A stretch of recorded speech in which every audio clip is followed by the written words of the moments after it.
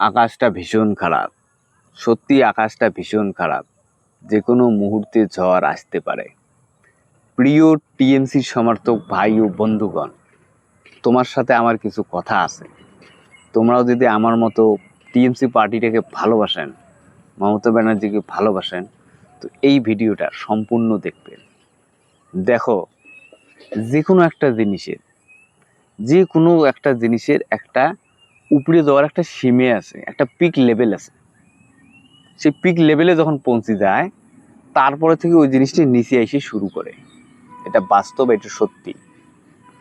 তো বর্তমান সময় বিজেপি পার্টি ওর পিক লেভেলে আছে, একদম পিকে আছে।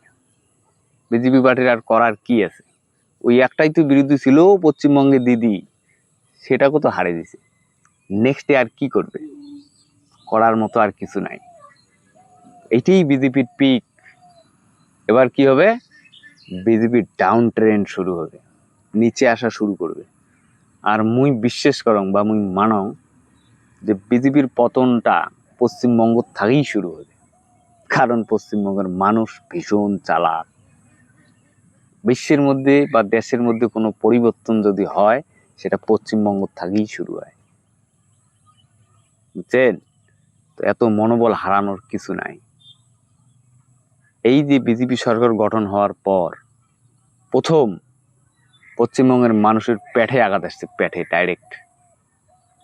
গরু কেনা বেচা বন্ধ করিয়ে গ্রামের মানুষের মেরু মতলব কি একদম 50% ইনকাম বন্ধ হয়ে গেছে। গ্রামের মানুষ ক্ষিপ্ত। কিছু ভোট ব্যাংক তো বিজেপি যাবে। তারপরে জেএনজি প্রোটেস্ট চালু হয়েছে। যে জেএনজি প্রোটেস্টের কারণে বাংলাদেশের সরকার পরিবর্তন হয়ে গেছে, ভুটানের সরকার পরিবর্তন হয়ে গেছে। সেই জেএনজি এখন জাগ্রত হয়েছে। ও একটা পার্টি তৈরি করছে। কি পার্টি? ককরোচ জনতা পার্টি। ককরোচ জনতা পার্টি, সিজেপি। এই পার্টি কি কি করবে চায়? সোশ্যাল মিডিয়ার মধ্যে এই পার্টির মতলব কি একদিন হাতে যে এই যে কংগ্রেস বিজেপি পার্টির যত ফলোয়ার ইনস্টাগ্রাম, টুইটার, ফেসবুকের মধ্যে, এই পার্টিতে বিগত 5-7 দিনে সে সমস্ত ফলোয়ার ক্রস করে একদম টপ লেভেলে চলে গেছে। কায়েলে ইয়ে জেএনজি ওপেনলি প্রশ্ন করবে আগামী দিনে, সরকারকে, সিস্টেমকে প্রশ্ন করবে। প্রশ্নের উত্তর দিতে হবে তো, নাকি? উত্তর খুঁজে পাবে না সরকার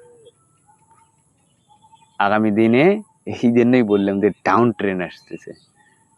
তোমরাই কন, সেদিনকে আমাদের শ্রদ্ধেয় প্রধানমন্ত্রী, সবারে আদরের ভালোবাসার প্রধানমন্ত্রী মাননীয় নরেন্দ্র মোদী নরওয়ে গেলেন। নরওয়ের মিডিয়া বিশ্বের 1 নম্বর মিডিয়া, 1 নম্বর র্যাঙ্কিং এর মিডিয়া। আমার ভারতবর্ষের মিডিয়া 157 নম্বর মিডিয়া। তো সেই 1 নম্বর মিডিয়া যখন প্রধানমন্ত্রীকে প্রশ্ন করার উদ্দেশ্যে যখন আসলো বা প্রশ্ন করবে চাইলো, প্রধানমন্ত্রী কি করেন? প্রধানমন্ত্রী মিডিয়া ইগনোর করে চলে গেল। তারপরে কি শুরু হয়ে গেছে এখন? নরওয়ের মধ্যে, নরওয়ের মিডিয়া বা বিশ্বের আন্তর্জাতিক স্তরের মধ্যে ভারতবর্ষের প্রধানমন্ত্রী মতলব কি ভারতবর্ষ একটা সাপুড়িওয়ালা দেশ, এটার প্রচার হচ্ছে। প্রধানমন্ত্রীর ব্যঙ্গ বিদ্রুপ হচ্ছে। তাতে কি হচ্ছে? ভারতবর্ষের যে একটা আন্তর্জাতিক মহলে যে একটা মান সম্মান মর্যাদা, সেটি কমে যাওয়া লাগছে। তো ভারতবর্ষের মানুষ কি এতই বোকা? একজন প্রধানমন্ত্রীর কারণে ভারতবর্ষের মান সম্মান কমে যাবে, এটা মানি নেবে? মানবে না। ভারতবর্ষের মানুষ প্রধানমন্ত্রী চেঞ্জ করে দেবে। দেশের সম্মানের সাথে কোনো ধরনের কম্প্রোমাইজ করবে না। পরিস্থিতির চেঞ্জ হচ্ছে। টিএমসি সমর্থক যদি হয়ে থাকেন, তোমরা দিদিকে যদি ভালোবাসি থাকেন, এত চিন্তিত হবেন না, এত ভয় পাবেন না। জেলা লেভেলে বা গ্রাম লেভেলে, বুথ লেভেলে সংগঠনটাকে মজবুত করার চেষ্টা করো। ছোট মোটো মিটিং করো, আলোচনাটা চালে রাখো, সংগঠনটাকে বাঁচিয়ে রাখো।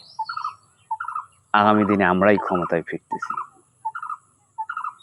ঠিক আছে, ধন্যবাদ। জয় বাংলা।